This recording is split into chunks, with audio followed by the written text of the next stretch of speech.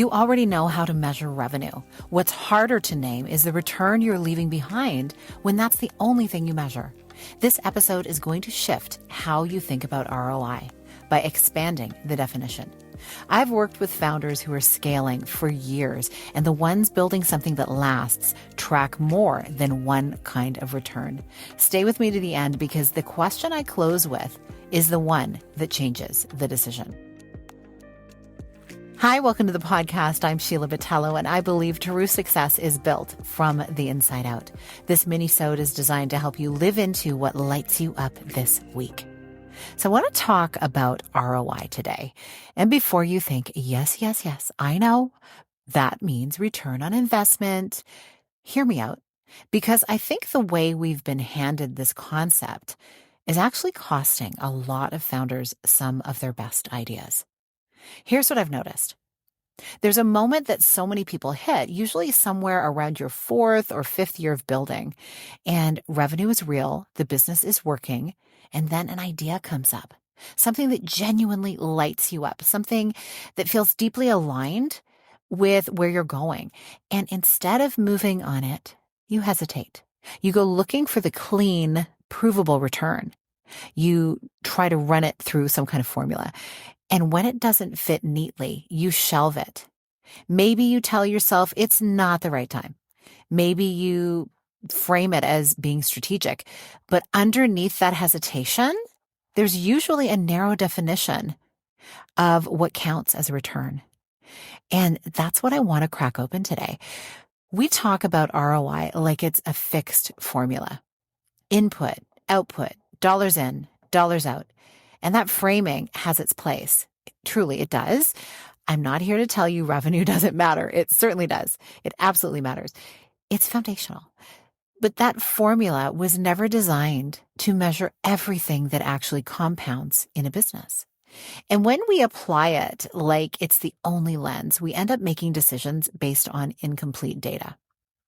And here's a concept I come back to a lot, and it actually comes from my background in health coaching. When I was studying, one of the foundational principles we learned was bioindividuality. The idea that what works beautifully for one body may not work for another. And that there's no single protocol that applies universally because every person is different. Their history is different. Their season of life is different. What they need right now is different. Business is the same. Your ROI formula cannot be outsourced. Not to a framework, not to what worked for someone else's launch, not to the 5-step promise model that keeps getting recycled in your feed.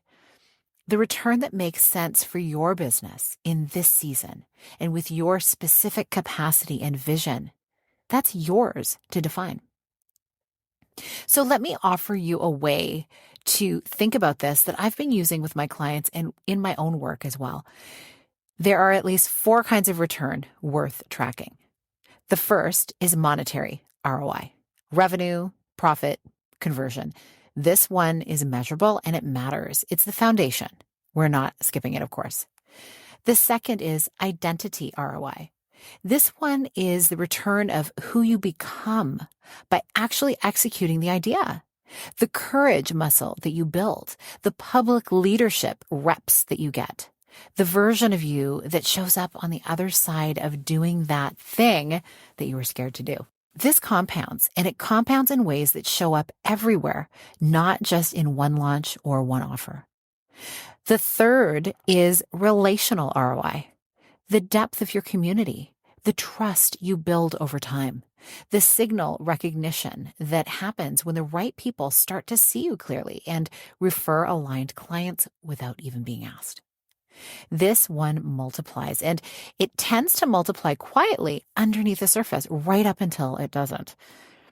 And the fourth is energetic ROI, alignment, internal coherence, nervous system steadiness, creative clarity. This is the one that sustains everything else. When your energy is behind what you're building, you show up differently, you think differently, you lead differently. And this is the return that makes the work feel clean instead of only being profitable. Now, here's the piece I really want you to sit with. The intangible ROI, the identity, the relational, the energetic.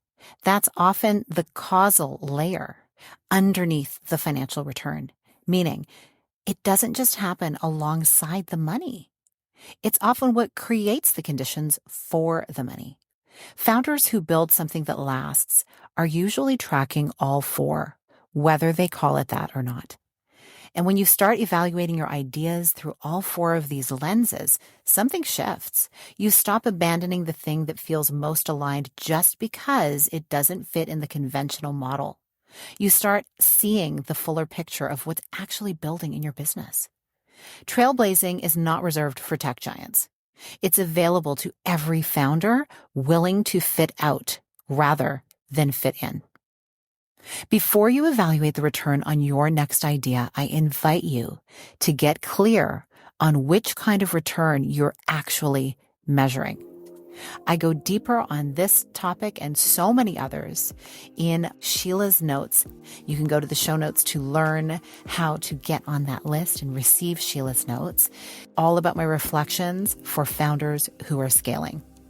Thank you so much for being here. Have a beautiful week ahead, and I'll see you on the next episode.